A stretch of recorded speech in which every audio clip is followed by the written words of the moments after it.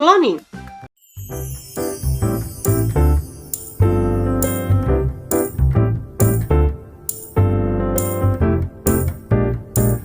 Maksudnya, dengan cloning dapat menghasilkan individu yang sama persis dengan induknya. Cloning yang pertama kali berhasil adalah cloning domba yang dinamakan domba Dolly pada tahun 1997 di Skotlandia. Cloning dapat bermanfaat bagi hewan yang sudah hampir punah.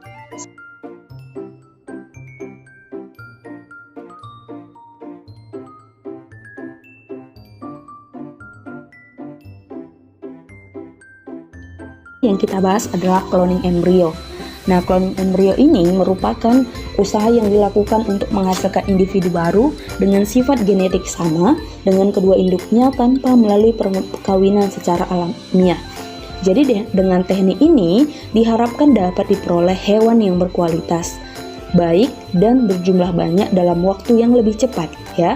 Jadi cloning embrio ini dapat dilakukan pada hewan mamalia, misalnya seperti sapi, kelinci, maupun bisa juga dilakukan pada domba.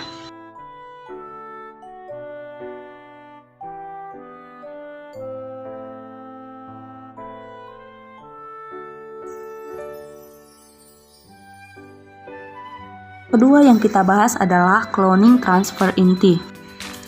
Nah, kalian pasti pernah mendengar ya tentang domba Dolly ya. Nah, domba Dolly ini merupakan hasil cloning transfer inti yang dilakukan oleh ilmuwan ya. Itu pada tahun 1996. Jadi cloning transfer inti ini merupakan memindahkan inti dari sel donor ke sel yang lain agar diperoleh sifat individu dengan sifat yang sama dengan sel inti sel donor. Nah, jadi cloning transfer inti ini bertujuan untuk menghasilkan individu baru dengan sifat dan jenis kelamin yang sama dalam jumlah yang banyak. Jelaskan bagaimana proses cloning transfer inti yang dilakukan pada domba Dolly. Nah, yang pertama pastinya mengambil sel somatis dari objek biologis yang sudah dewasa ya. Nah, jadi sel telur itu dirusak intinya dengan radiasi sinar ultraviolet sehingga nanti tidak memiliki kromosom. Nah, kemudian sel somatik donor ataupun berasal dari kelenjar susu itu hanya diambil intinya.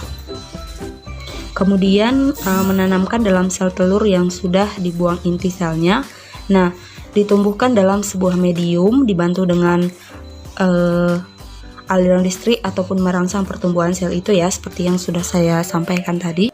Nah, karena sel somatik donor itu sudah dimasukkan ke dalam sel telur dengan bantuan kejutan listrik, maka nanti sel telur akan mengandung inti dari sel somatik donor yang berkromosom diploid.